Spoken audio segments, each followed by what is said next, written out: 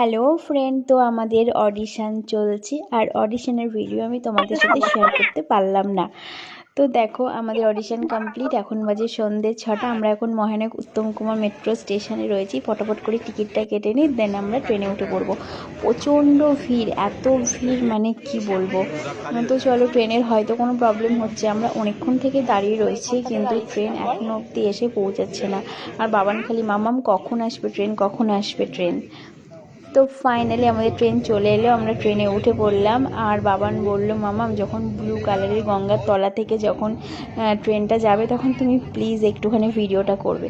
তো ভিডিওটা আমি তোমাদের সাথে শেয়ার করলাম।